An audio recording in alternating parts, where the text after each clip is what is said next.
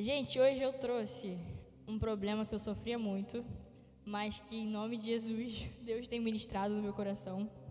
E eu acho que é tipo um mal do século. Assim, o perfeccionismo. Eu queria falar um pouco sobre o perfeccionismo. E o que eu queria trazer sobre isso é que muitas vezes a gente tem um ideal de perfeição e a gente acha que Deus quer que a gente esteja em um lugar que a gente acredita que Deus quer que a gente esteja, mas não necessariamente é o lugar que Deus quer que a gente esteja. E aí, muitas pessoas dessa igreja vivem me falando, você se cobra muito. É verdade, eu me cobro muito, mas eu acho que, no geral, a gente tem essa mania de se cobrar muito, a gente tem essa mania de colocar um peso na gente que Deus não coloca. Deus não coloca um fardo super difícil de carregar nas nossas costas, que a gente tem que carregar sozinho. Não é assim que funciona. E eu lembro que, eu acho que o que fez assim, para eu começar a ficar louca nesse negócio de peso nas costas e Deus quer, ai meu Deus, eu preciso fazer muita coisa. Eu estava lendo um livro, aquele Uma Vida com Propósito, acho que a maioria já deve ter lido. E aí, teve uma frase que, assim, a frase não está errada, gente, a frase é amém, a frase está certa. Só que a forma como eu lidei com essa frase foi um pouco autodestrutivo. A frase dizia o seguinte: Deus espera algo de você. E quando eu li isso, foi tipo assim, caraca, Deus espera alguma coisa de mim, então eu tenho que fazer muita coisa.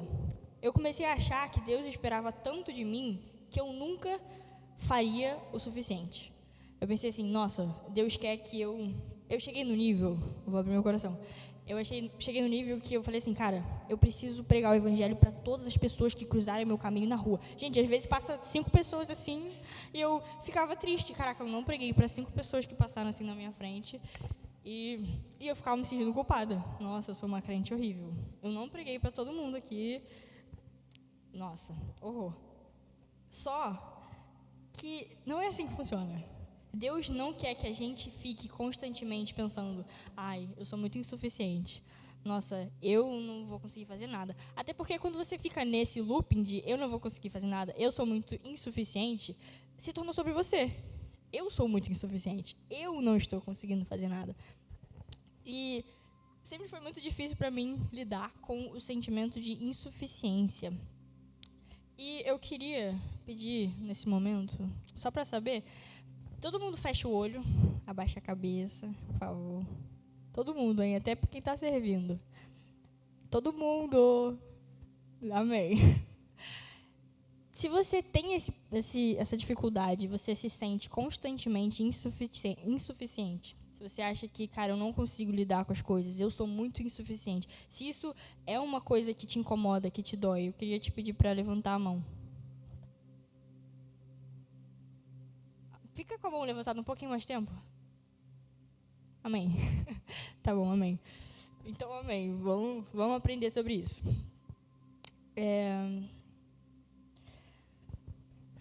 Deus pensa diferente da gente. A gente cresce num mundo que não pensa igual Deus pensa, né? Isso é óbvio. E é muito danoso quando a gente caminha em uma direção e a gente está achando que Deus está caminhando nessa direção também e a gente está achando que Ele quer que a gente caminhe nessa direção. Só que Deus, na verdade, não está indo com você. Deus está pensando assim, cara, eu não queria que você fosse para tal lugar.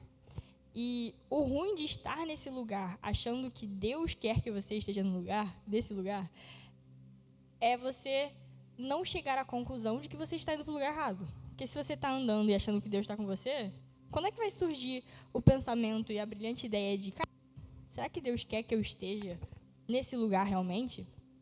E é por isso que a gente tem que constantemente se colocar à prova. E eu vou falar de se colocar à prova um pouquinho mais para frente. Mas nesse momento agora, abre para mim, por favor, Apocalipse 3:1. Eu queria falar sobre ser bonito por fora, mas ser feio por dentro. E diz assim: ao anjo da igreja em Sardes, escreva: estas coisas diz aquele que tem os 7 Espíritos de Deus e as 7 estrelas. Conheço as obras que você realiza, que você tem fama de estar vivo, mas está morto. Fique vigiando e fortaleça o restante que estava para morrer. porque verifiquei que as obras que você realiza não são íntegras na presença do meu Deus. Lembre-se, pois, do que você recebeu e ouviu. Guarde-o e arrependa-se. Se você não vigiar, virei como um ladrão, e você de modo nenhum saberá em que hora virei contra você. Tá bom. Deus conhece a gente. E por que eu trouxe esse texto? Não sei se parece que não tem conexão, mas eu trouxe porque eu quero falar sobre quando a gente acha que a gente está agindo segundo o coração de Deus e a gente não está. Porque aqui fala, né? Eu conheço as suas obras. Deus fala, eu conheço as suas obras. Você tem fama de estar vivo.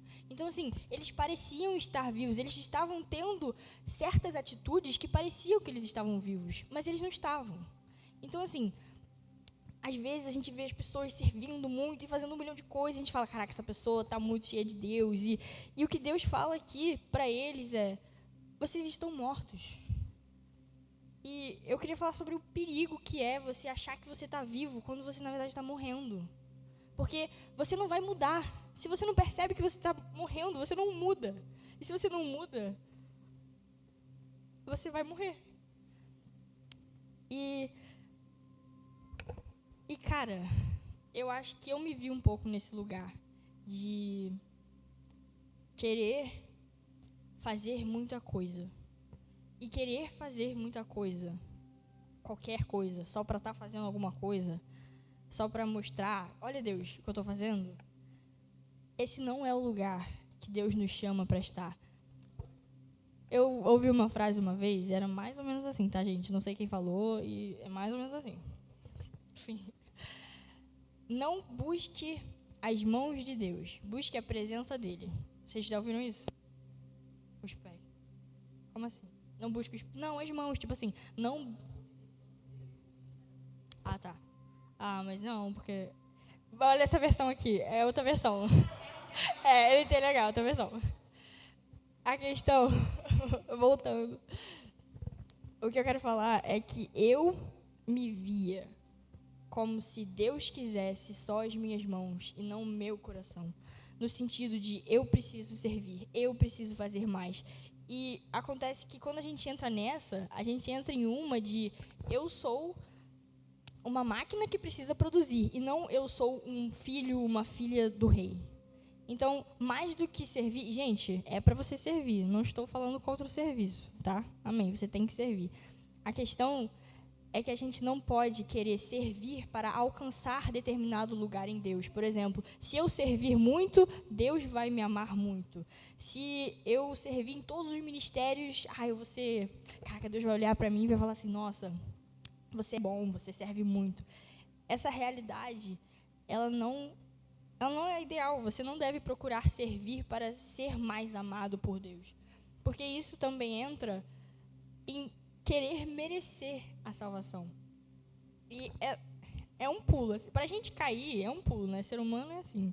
A gente está com Deus, e aí daqui a pouco você olha e fica, acho que eu estou fazendo alguma coisa errada.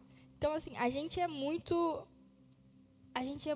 facilmente desviado, porque a gente vive 24 horas por dia no mundo, e às vezes a gente separa 15 minutos para falar com Deus.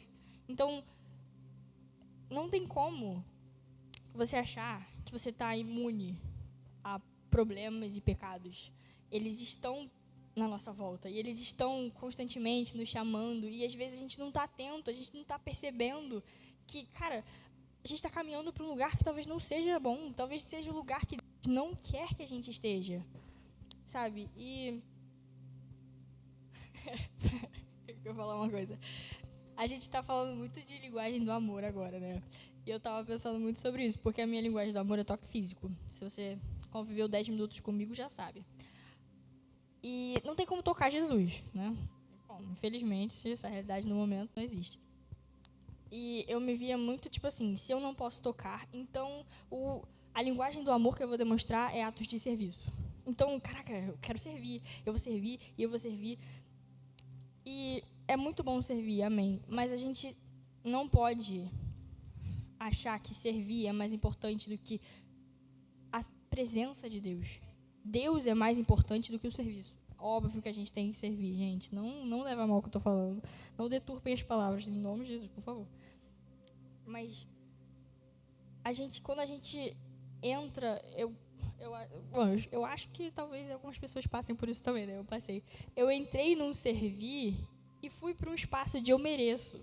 Eu faço muito, então eu mereço. Eu faço muito, então eu mereço. E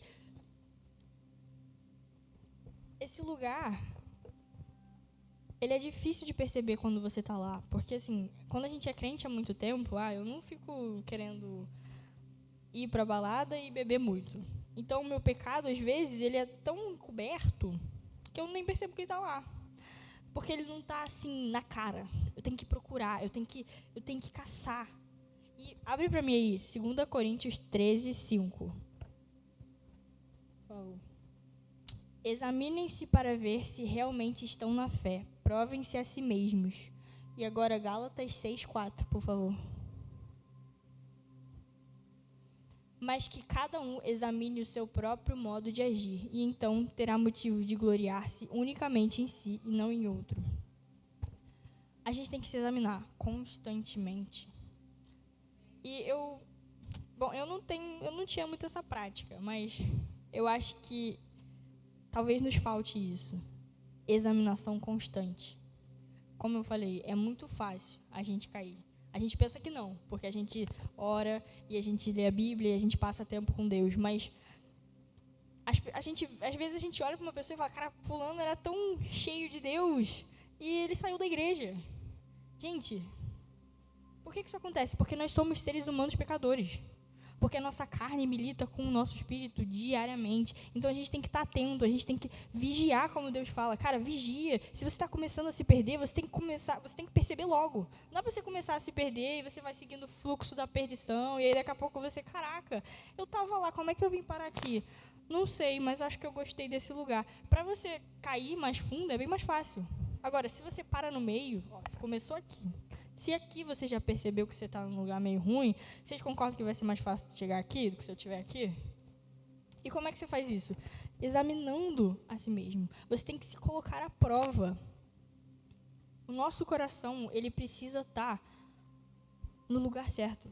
E o nosso coração fica no lugar certo quando a gente tem relacionamento íntimo com Deus, quando a gente constantemente traz à memória quem Ele é, o que Ele fez, e não o que a gente quer e o que a gente quer fazer, porque às vezes a gente fica bolando milhares de planos. Eu quero viajar para tal lugar, eu quero construir uma família, eu quero, e não, a nossa mente tem que estar cheia de o que Deus quer e quem Deus é. Quem Deus é, a gente precisa conhecer a essência de Deus, porque se você conhece a essência de Deus e você começa a se afastar dele, você pensa, cara, olha quem Deus é, por que eu vou me afastar dele? Enfim, não, eu vou entrar nesse meio. Então, eu acho que a ideia assim, central que eu quero trazer aqui hoje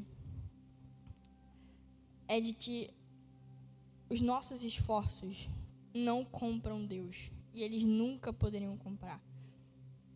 E é fácil a gente se perder nesse... Eu não sei se para vocês parece, mas para mim parece bem fácil se perder nisso, com as coisas da vida. Do tipo, Deus me ama muito porque eu sou um bom filho. Deus me ama muito porque, ao invés de ir para a praia, eu fui para a igreja.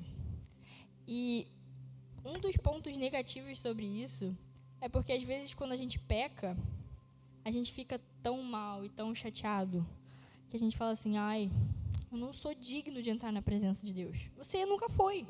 Você nunca foi digno de entrar na presença. O que te fez pensar que um dia você foi digno?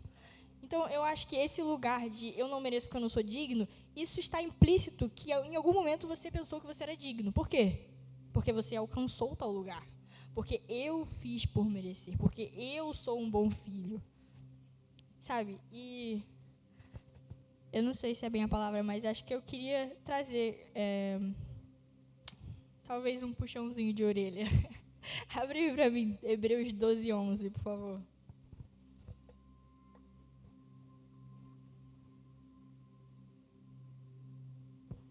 Hebreus 12, 11, por favor.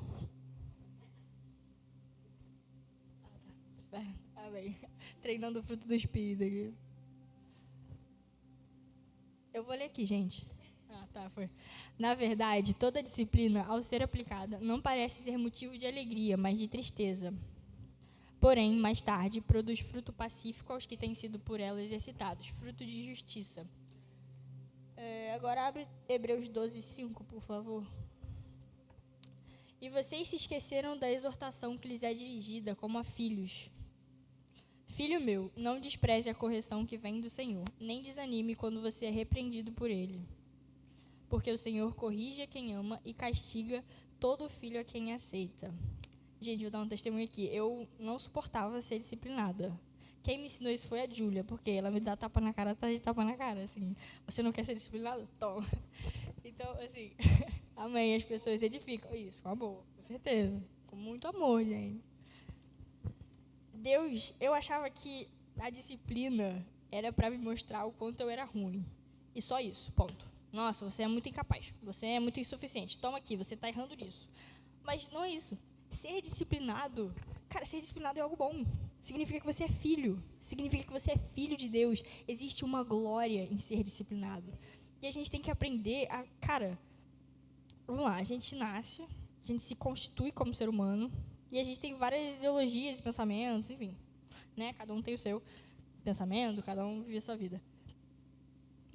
Meu Deus, esqueci o que eu ia falar. O que eu estava... Constitui? É bom ser disciplinado. Isso. Porque a gente tem pensamentos errados. Então, assim, isso é fato. Nós somos pecadores, nós somos ruins. Somos pessoas ruins. Então, a gente precisa ser disciplinado. E se a gente nunca for disciplinado, nós nunca vamos estar em um lugar de nos tornarmos quem Deus quer que a gente seja. Porque, assim, se eu sou uma pessoa horrível e nunca ninguém fala nada, pensa naquela pior criança do maternal. Uma criança louca, assim. Nossa, ela chuta os colegas e ela bate em todo mundo, ela desrespeita o professor. Se ninguém fala nada, vocês concordam que a criança vai permanecer daquela forma? Por que ela mudaria? Ninguém falou nada, aquilo tá ok pra ela, né? Só que a partir do momento que alguém fala, ei, cara, isso não tá legal. Eu vou te ensinar a fazer da forma correta. Porque também, Deus não fala assim, cara, isso tá ruim. Adivinha aí o que é pra você fazer? Deus nos ensina com amor como filhos. Ele nos repreende com amor, Ele nos disciplina com amor. Então, a questão de hoje, a repreensão que eu quero trazer, é essa de tentar merecer a salvação. Eu estava falando hoje com a minha família, e elas estavam falando que tem alguma religião que eles acham que fazendo o que merece.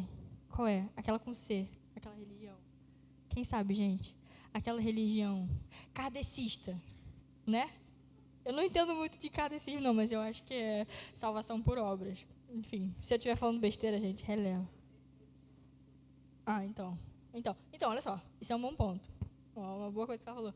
A gente vive em um mundo que todas as religiões, menos a nossa, é salvação por obras. E aí você pensa, mas eu não acho que na minha vida eu meio que tendo a querer merecer a salvação. Você vive em uma sociedade que é assim que o ciclo funciona. Salvação por obras, salvação por obras.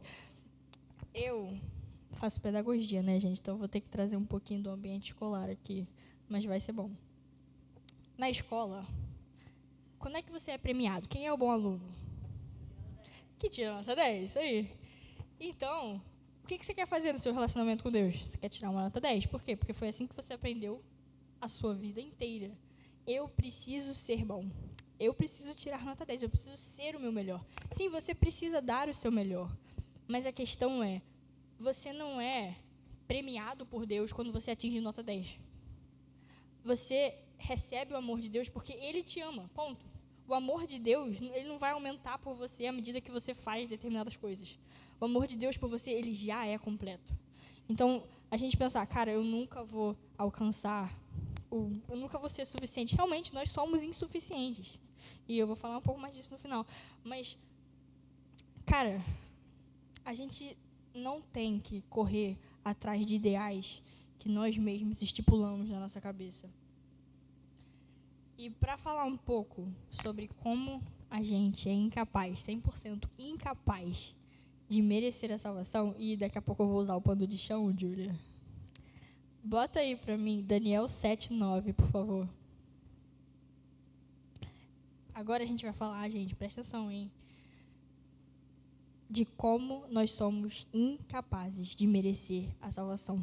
Incapaz, completamente incapazes. Vamos lá. Isso aqui, Daniel estava tendo uma visão. E aí, a visão que ele teve foi a seguinte: continuei olhando, até que foram postos uns tronos, e o ancião de dias se assentou. Sua roupa era branca como a neve, e os seus cabelos da cabeça eram como a lã pura. O seu trono eram chamas de fogo, e as rodas do trono eram fogo ardente. Aqui a gente vê uma descrição de quem Deus é, a partir da visão de Daniel. E o que ele fala aqui?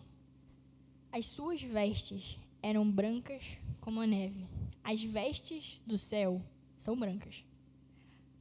Aí, eu vou fazer uma pergunta para vocês. Hein? As nossas vestes são brancas? As nossas vestes são brancas. Se você fosse analisar sua vida e colocar em vestes, seria branca, você acha? Quem acha que sim? Quem acha que não? Vocês não têm opinião, gente? Vamos lá. Tem que ter uma das duas, né? Manchada. Ó, olha só, eu trouxe 2 representações. Eu vou precisar de um voluntário. Quem quer vir aqui? Então vem.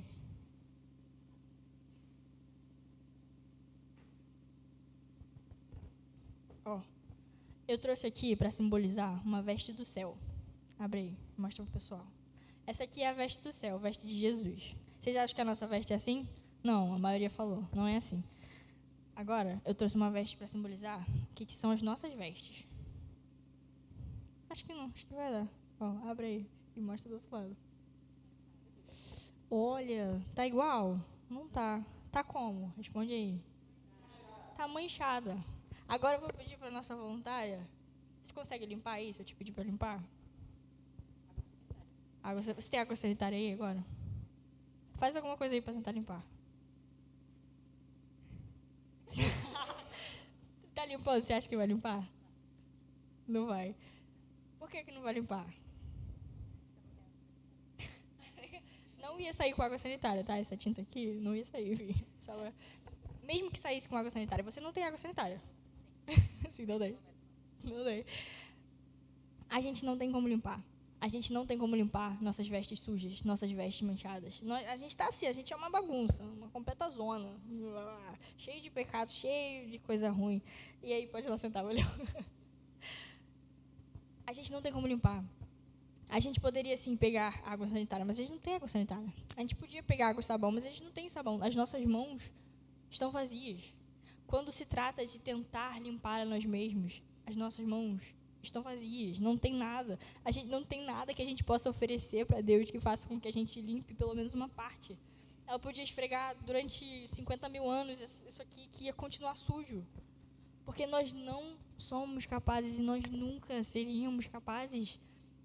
E quando a gente quer ser capaz, mesmo que isso não esteja no nível da consciência, mesmo que você só esteja vivendo a sua vida e no fundinho, querendo merecer por obras, a gente está invalidando o sacrifício de Jesus. A gente está falando para ele, eu poderia fazer como você, talvez não da mesma forma, mas olha aqui as minhas obras, talvez eu mereça. Se você está no lugar de achar que você consegue merecer, que você consegue igualar as coisas que você faz ao que Jesus fez, isso é completamente invalidar o sacrifício dele. Isso é você dizer, cara, você não precisava ter feito isso não, olha para mim, olha só, eu posso resolver isso. Olha como é que eu sou bom, eu vou conseguir resolver, Jesus. Cara, isso é uma afronta. Isso é algo ruim, isso é algo ruim dentro de nós. E talvez por a gente viver nessa sociedade em que tantas religiões acreditem nisso, seja fácil da gente se perder nessa realidade, da gente achar que, cara, eu posso, Jesus, olha pra mim, sabe? E, cara, a gente nunca vai ser suficiente. O ponto é esse. A gente não vai ser suficiente. Nós não somos suficientes. Então, tentar chegar em um lugar de suficiência não vai dar. Sabe? Vai ser doloroso, vai doer e não vai fazer com que a gente chegue a lugar nenhum. Jesus, ele nos chama E Ele não pede certas coisas de nós. Por exemplo, Ele não pede que a gente fique esfregando o pano. Ele não pede isso.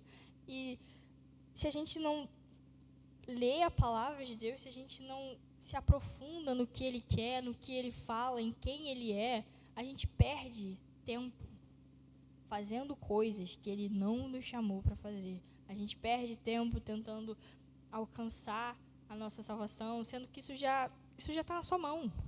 Isso já te foi dado de graça. Ao invés de ficar lutando contra isso, a gente tem que ir pregar o evangelho, que é o que Deus nos chamou para fazer. E um ponto que eu acho chave na questão de se achar insuficiente, algumas pessoas levantaram a mão. Quando você está pensando sobre a sua insuficiência, isso é completamente sobre você. E aí, você está mergulhado no seu próprio egoísmo.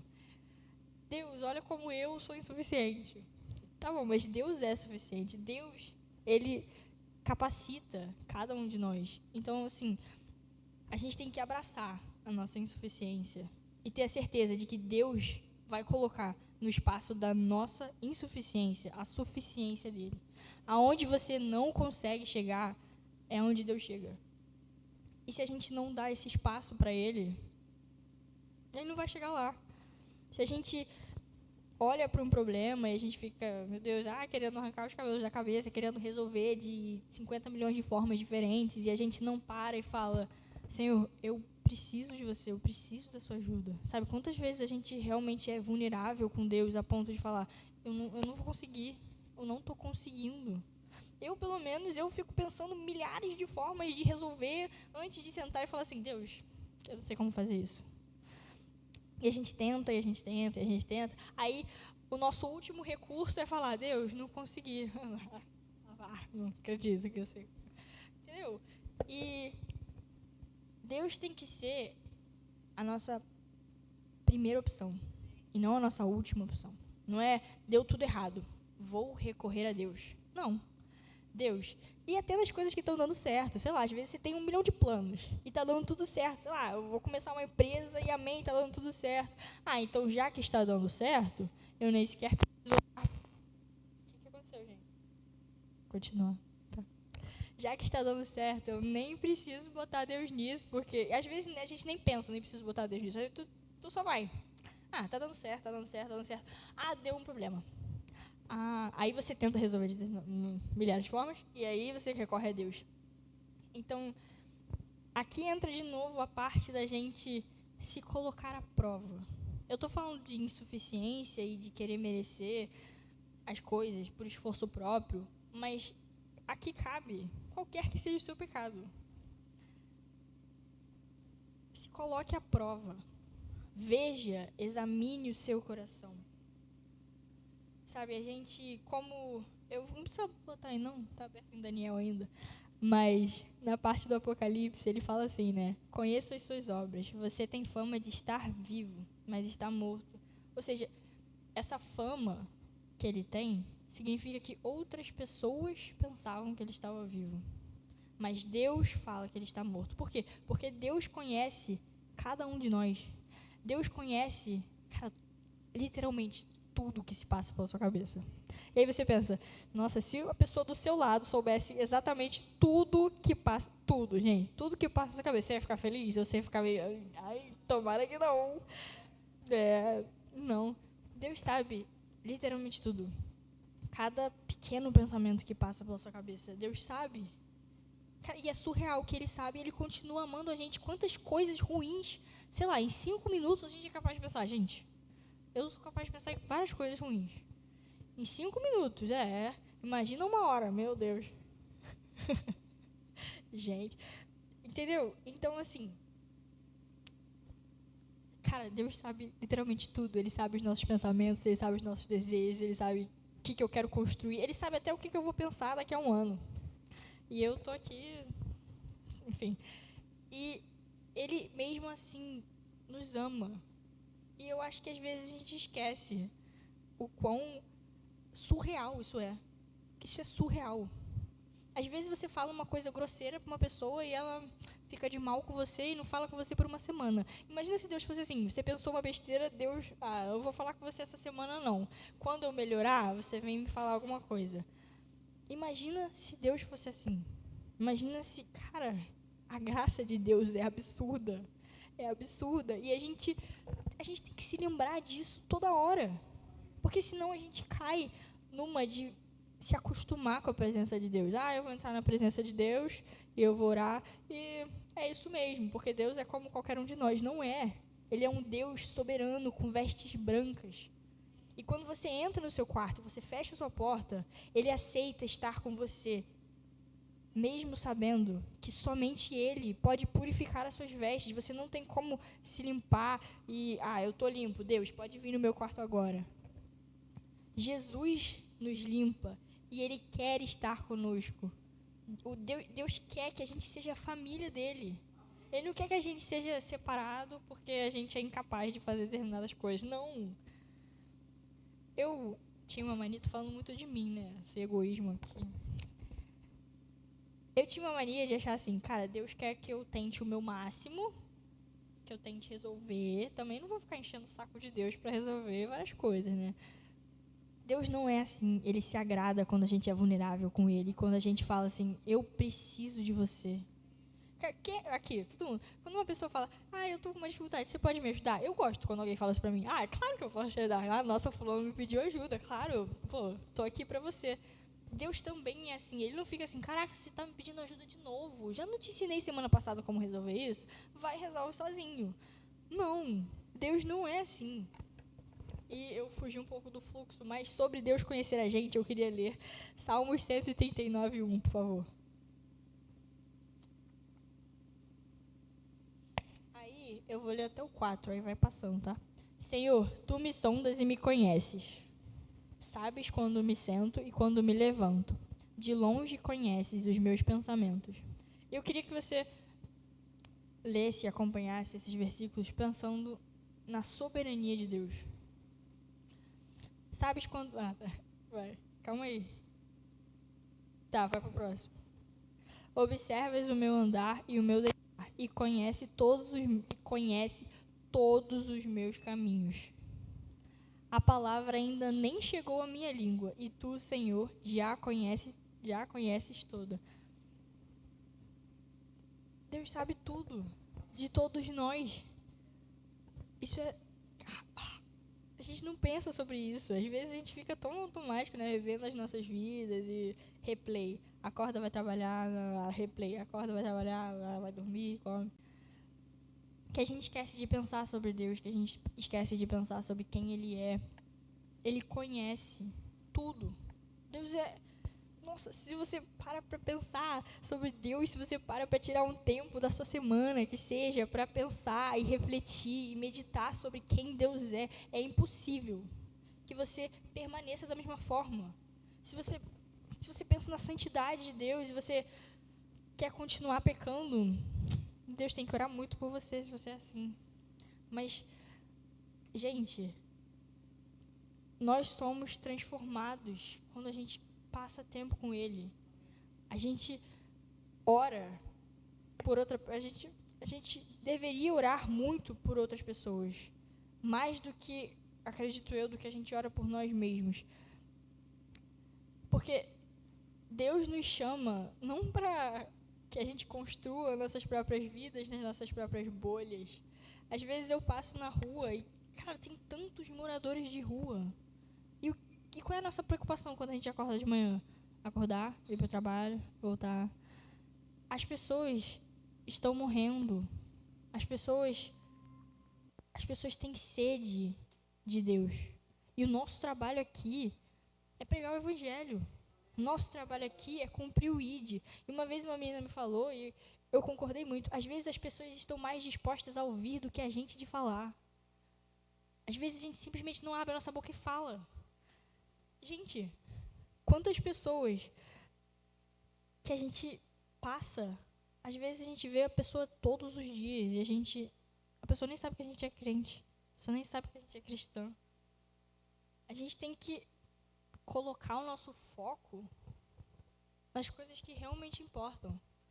A gente tem que pensar, cara, qual é a preocupação de Deus? O que Deus está interessado em fazer?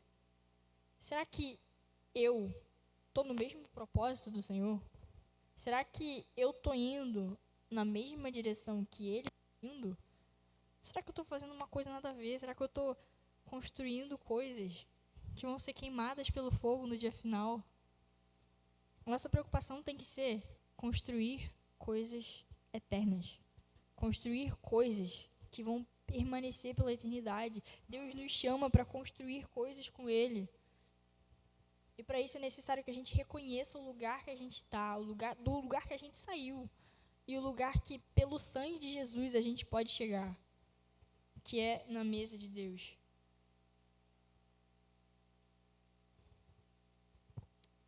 Calma aí. Abre para mim, por favor. Romanos 3, 23. Vou ler até o 27.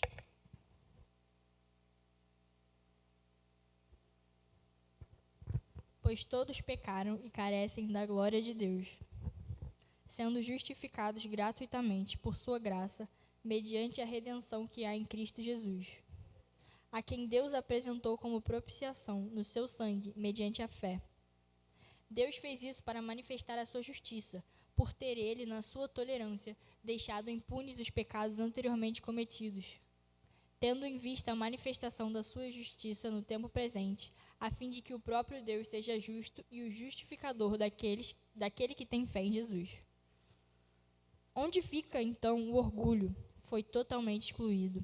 Por meio de que lei? A lei das obras? Não, pelo contrário, por meio da lei da fé.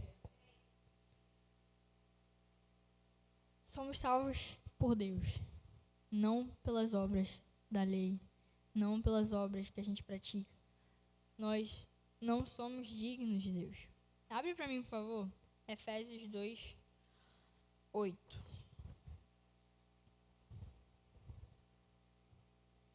Porque pela graça vocês são salvos, mediante a fé. E isto não vem de vocês, é dom de Deus.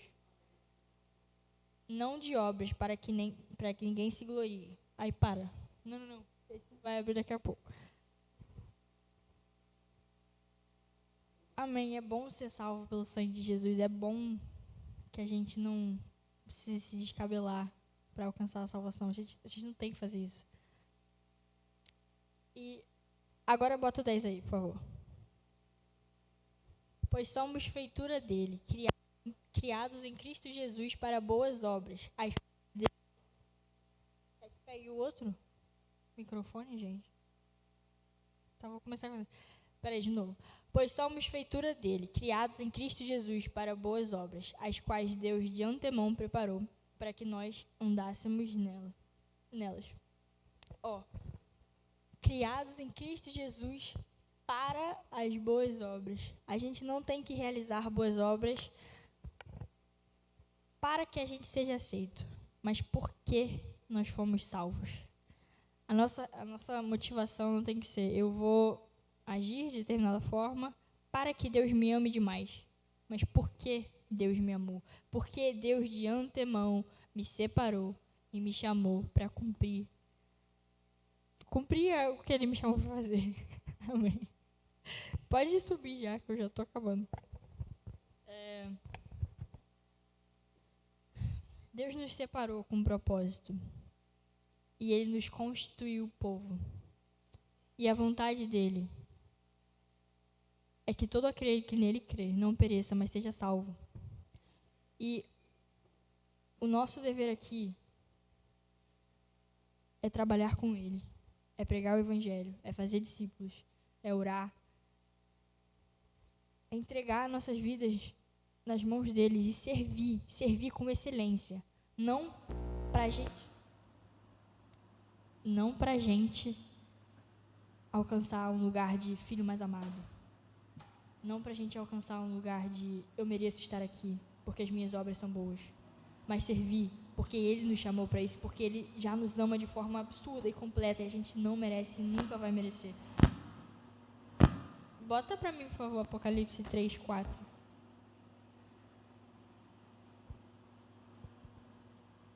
Vou ler ali.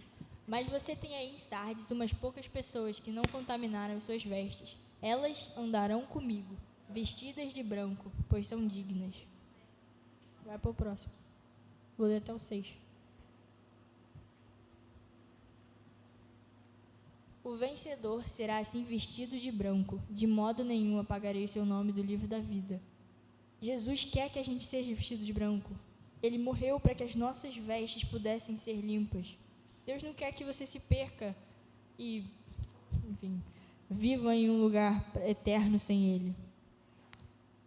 Pelo contrário, confessarei o seu nome diante de meu Pai e diante dos seus anjos.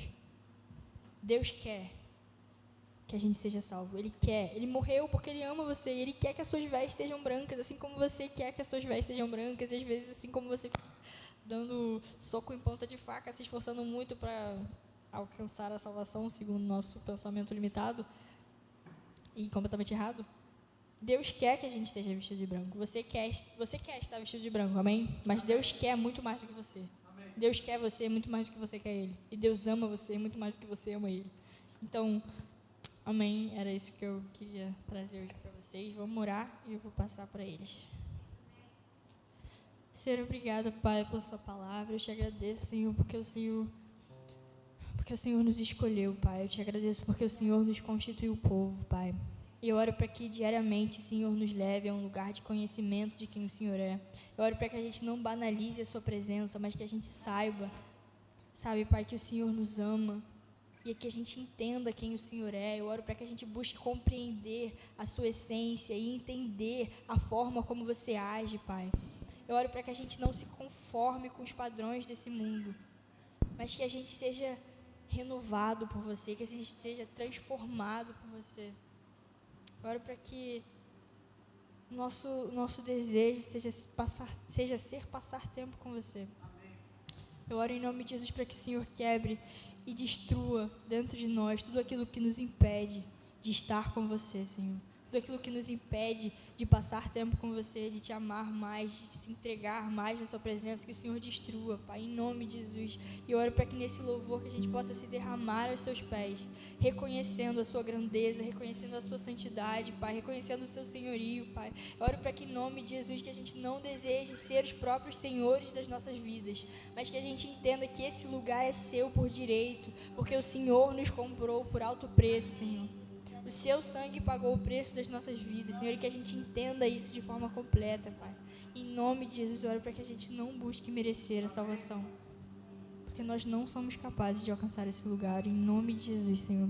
Amém.